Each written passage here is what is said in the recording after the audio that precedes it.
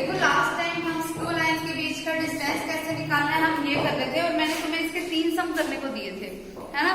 तो आज हम अपने 4 सम से स्टार्ट कर रहे हैं। देखो 4 सम क्या है हमारे पास, right the vector equation of the flowing lines, कि जो हमें लाइन दे रखी है उनकी हमें एक तो वेक्टर इक्वेशन लिखनी है, and hence determine the distance between them, और हमें इन दोनों लाइंस के बीच का डिस्टेंस भी निकालना है। तो देखो सबसे पहले हमें कार्टेशियन इक्वेशन दे रखी है, कार्टेशियन इक्वेशन को वेक्टर इक्वेशन में चेंज करना आता है, कर सकते हो कि फर्स्ट इक्वेशन जो कार्टेशियन इक्वेशन है उसको लैम्डा के इक्वल लिख लो, सेकंड जो कार्टेशियन इक्वेशन है उसको म्यू के इक्वल लिख लो। तो हमारे पास हम उसको किस में चेंज कर सकते हैं, वेक्टर इक्वेशन में, ठीक है। फिर उसके बाद नेक्स्ट स्टेप हमें करना क्या है, सिर्फ उन दोनों लाइंस के बीच का डिस्टेंस निकालना है। पहले A1 मुझे पता है, A2 मुझे पता है, B1 पता है, B2 पता है, तो मुझे करना क्या है, A2 minus A1 dot B1 cross B2 और उसका magnitude divided by magnitude of B1 cross B2। तो ये 4 सम तो सिंपल है। 5th सम देखो, find the vector equation of the line parallel to this line, किसी एक ऐसे लाइन की वेक्टर इक्वेशन मुझे निकालनी है जो इस गिवन लाइन के पैरेलल है। अगर एक लाइन दूसरी लाइन के पैरेलल है तो दोनों लाइंस के डायरेक्शन रेशियो सेम होंगे। अब जो गिवन लाइन है वो लाइन है कैसे, मेरे पास x minus 1/5 is equals to 3 minus y/2 is equals to z plus 1/4। ये है, देखो इसी लाइन को मैं कैसे लिख सकती हूँ, x minus 1/5 is equals to, अगर इसमें माइनस कॉमन ले लूं क्या बन गया, y minus 3 divided by minus का 2। ऐसी फॉर्म हमने क्यों लिखी, क्योंकि हमारे पास जो जनरल फॉर्म होती है उसमें होता है x minus x1 y minus y1 is equals to z minus z1। तो वो जनरल फॉर्म बनाने के लिए हम ऐसे कर रहे हैं। अब यहाँ पर क्या चल रहा था, y1 माइनस y चल रहा था, जबकि मुझे चाहिए क्या होता है, y माइनस y1। इसीलिए मैंने इसमें से माइनस कॉमन ले लिया और उसको मैंने ले लिया नीचे वाले टर्म्स के साथ, ठीक है। अब इस लाइन का पासिंग पॉइंट है 1, 3 और -1, और इस लाइन के डायरेक्शन रेशियोज क्या है, 5, -2 और 4, यानी कि जो लाइन मुझे निकालनी है उसके भी यही डायरेक्शन रेशियोज होंगे, क्योंकि दोनों लाइनें एक दूसरे के क्या है, पैरेलल। आगे समझ। फिर हमें क्या बोला कि ये जो लाइन है उसका पासिंग पॉइंट मुझे दे रखा है 3, 0 एंड -4, ठीक है। अब जो लाइन मुझे निकालनी है उसका पासिंग पॉइंट मुझे गिवन है। अब तो लाइन की इक्वेशन निकालते कैसे हैं, आर वेक्टर किसके इक्वल होता है, a vector plus mu times of b vector. कोई सेकंड लाइन है तो इसके लिए मैंने कांस्टेंट क्या ले लिया, म्यू ले लिया। तो R vector is equal to, a vector क्या है 3i cap plus 0j cap plus minus का 4k cap plus mu times of 5i cap minus 2j cap plus 4k। आगे समझ। ये एक लाइन ये वाली हो गई। दूसरी लाइन कौन सी है, इसको अगर मैं फॉर्म में चेंज करके लिखूं वेक्टर फॉर्म में, तो आर वेक्टर किसके इक्वल होगा, पासिंग पॉइंट क्या है 1, 3 और -1, यानी कि i cap plus 3j cap minus का k cap plus lambda times of, इस लाइन के डायरेक्शन रेशियोज क्या है 5, -2 और 4 means 5i minus 2j plus 4k है, ठीक है। अब ये दोनों लाइनें हैं मेरे पास। जो पहली चीज मुझे बोली थी कि मुझे लाइन निकालनी है तो वो लाइन निकल गई। उसके बाद उसने नेक्स्ट हमें क्या बोला है, also find the distance between these line. अब मुझे इन दोनों लाइंस के बीच का डिस्टेंस निकालना है। डिस्टेंस निकालना है, देखो दोनों लाइन की डायरेक्शन रेशियो सेम है क्योंकि पैरेलल थी, तो पैरेलल वाली लाइन के बीच का डिस्टेंस, शॉर्टेस्ट डिस्टेंस हम निकालते कैसे है, A2 vector minus A1 vector की क्रॉस प्रोडक्ट करवाते हैं हम B वेक्टर के साथ, और फिर इसका क्या लेते हैं, magnitude divided by magnitude of B vector. ये मेरा कोई A1 वेक्टर है, ये मेरा कोई A2 वेक्टर है, और इन दोनों में से कोई भी B वेक्टर। समझ आ गई बात, तो वो हमारा आंसर आ जाएगा। क्लियर है।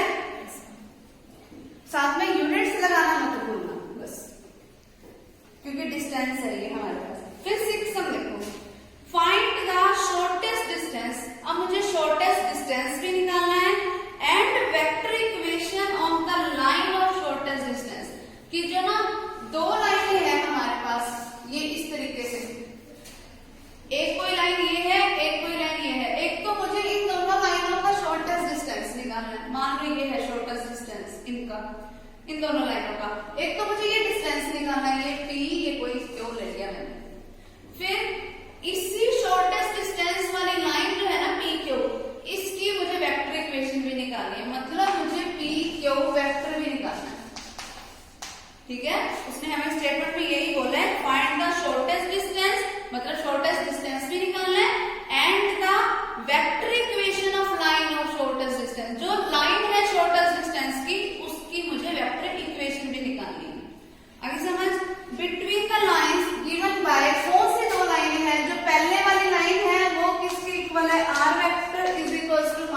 4i प्लस का 4j प्लस का k कैप, फिर प्लस में lambda times of i plus j minus k cap.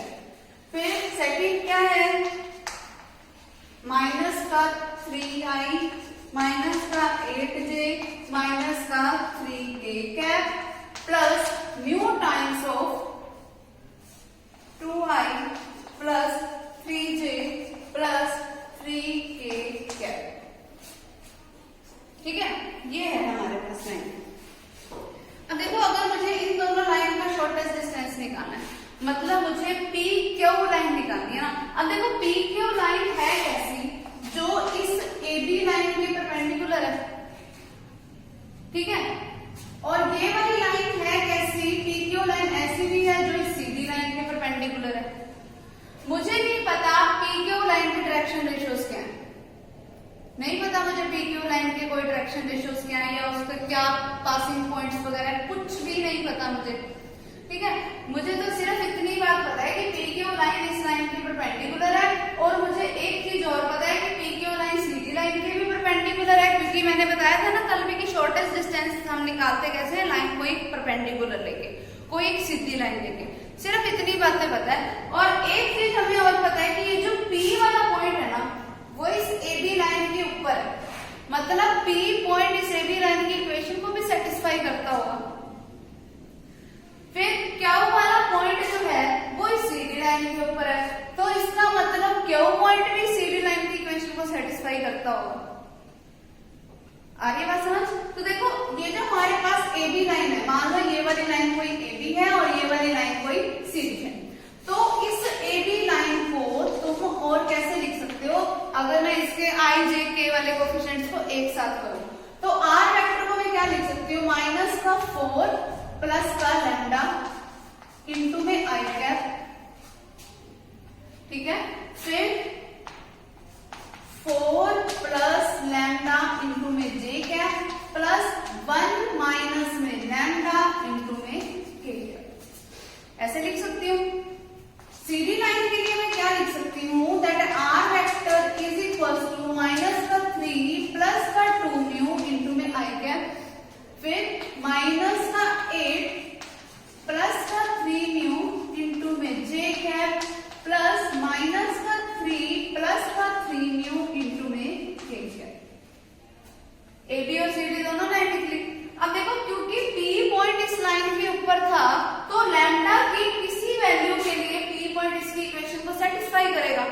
Lambda की वैल्यू मुझे नहीं पता अब, लेकिन पी पॉइंट क्योंकि इसके ऊपर है, तो मैं ये ले लेती हूँ कि लेट जो पी के जो कोऑर्डिनेट्स होंगे, पी के कुछ ना कुछ तो कोऑर्डिनेट्स होंगे एक्स वाई जेड, तो मैंने मान लिया कि जो पी के कोऑर्डिनेट्स है ना, वो क्या है, -4 प्लस लैम्डा, 4 प्लस म्यू और 1 माइनस लैम्डा। जो इसके कोफिशिएंट थे ना, आई जे के कैप के कोफिशिएंट, वही इस पी पॉइंट के कोऑर्डिनेट्स थे।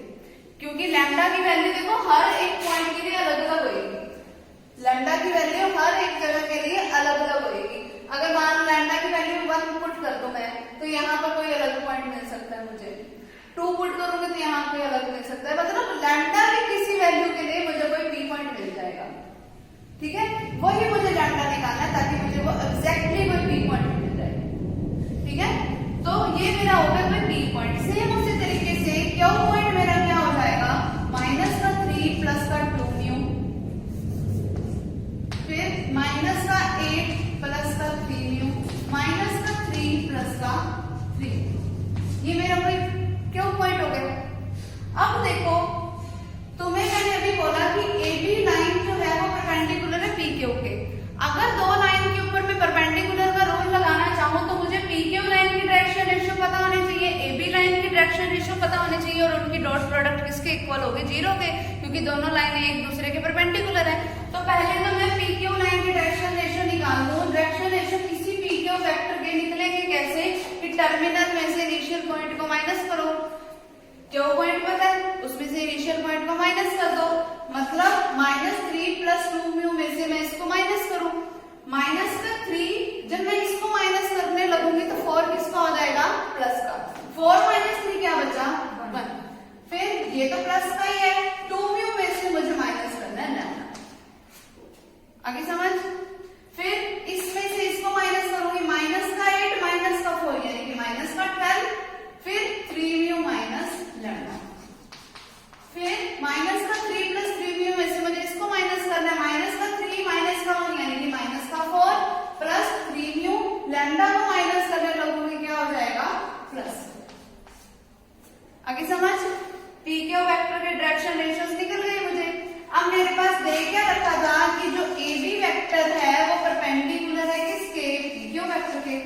अगर कोई दो वेक्टर एक दूसरे के परपेंडिकुलर हो तो उनकी डायरेक्शन रेशियोज की डॉट प्रोडक्ट 0 होती है। इट मींस AB लाइन की डायरेक्शन रेशियोज क्या थे, 1 1 और -1। AB लाइन यही तो थी जिसका पासिंग पॉइंट ये था, डायरेक्शन रेशियोज ये थे। इसके डायरेक्शन रेशियोज की डॉट प्रोडक्ट इसके साथ, यानी कि 1 + 2μ - लैम्डा की प्रोडक्ट किसके साथ, आई कैप वाला 1 के साथ। डॉट प्रोडक्ट जब भी हम करवाने लगते हैं तो आई कैप के साथ होती है, जे की जे के साथ, के की के साथ होती है। यहाँ पर आई कैप वाला ये होगा, इसकी डॉट प्रोडक्ट इसके कोफिशिएंट 1 के साथ, ये आ गया। फिर प्लस में इस y कोऑर्डिनेट जो कि क्या है -12 + 3μ - लैम्डा की डॉट प्रोडक्ट 1 के साथ, फिर 1 आएगा, है ना। फिर इसको मैं चेंज करके लिख देती हूँ, प्लस है तो ये सीधा माइनस की फॉर्म में आ गया, ठीक है। वैसे भी 1 के साथ ही मल्टीप्लीकेशन हो रही है तो रहेगा तो यही, चेंज ही नहीं होगा कुछ भी। फिर इस थर्ड वाले की मल्टीप्लीकेशन मुझे करानी है -1 के साथ। माइनस के साथ मल्टीप्लीकेशन होगी तो साइन सबके क्या हो जाएगी, चेंज हो जाएंगे। तो क्या बन गया, प्लस में क्या आया 4, 3μ किस में हो गया माइनस में, लैम्डा किस में हो गया माइनस में, इज = 0, ठीक है। अब अगर मैं इनको सॉल्व करूं तो क्या करेगा, देखो 1 - 12 माइनस का 11 प्लस का 4 क्या बना -7, फिर 2μ + 3μ 5μ - 3μ, फिर से 2μ बच गया, माइनस का लैम्डा माइनस का लैम्डा माइनस का लैम्डा, तो माइनस का 3 लैम्डा = 0। तो मैं इसी इक्वेशन को क्या बोल सकती हूँ, दैट 2μ - 3 लैम्डा किसके इक्वल है 7। आगे समझ। फिर सेम इसी तरीके से ये तो मेरे को तब मिली इक्वेशन जब AB परपेंडिकुलर किसके था, PQ के। सेम इसी तरीके से ABCD ये PQ CD के भी तो परपेंडिकुलर था, तो अब उनके डायरेक्शन रेशियोज की डॉट प्रोडक्ट में 0 के इक्वल रख देती हूँ, तो उससे क्या होगा, लैम्डा और म्यू में मेरे पास एक और इक्वेशन आ जाएगी और उन दोनों पे एलिमिनेशन मेथड लगा के मैं सोल्व करूंगी, मेरे पास वैल्यू किसकी आ जाएगी, लैम्डा और म्यू की। फिर लैम्डा की वैल्यू को मैं यहाँ पर पुट करूंगी तो मेरे पास P पॉइंट आ जाएगा, लैम्डा म्यू की वैल्यू को मैं यहाँ पर पुट करूंगी तो मेरे पास Q पॉइंट आ जाएगा। फिर PQ डिस्टेंस ही मुझे निकालना है, शॉर्टेस्ट डिस्टेंस निकालना है, आता है ना जब हमारे पास 2 पॉइंट्स हो तो बस इतना करना है। और फिर अगर 2 पासिंग पॉइंट है मेरे पास तब भी मुझे लाइन की इक्वेशन निकालनी आती है। कैसे है लाइन की इक्वेशन हम निकालते कैसे हैं, x - x1 / x2 - x1 equals to होता है y - y1 / y2 - y1 is equals to z - z1 / z2 - z1। Cartesian equation निकलेगी, लेकिन उसमें मुझे पूछी कौन सी है, वेक्टर इक्वेशन पूछी है। तो वेक्टर इक्वेशन कैसे निकलती है, that r vector is equals to first passing point plus lambda times of direction ratio. Direction ratio निकलते कैसे हैं, जब टर्मिनल में से इनिशियल पॉइंट को माइनस करते हैं, बस यानी कि B वेक्टर में से A वेक्टर को माइनस कर देना। आगे समझ, ठीक है। तो एक ये होगी हमारे पास, करके बताऊं PQ CD के परपेंडिकुलर वगैरह हो जाएगा ये सम, ठीक है, यही करना है। नेक्स्ट सम देखो, लास्ट सम,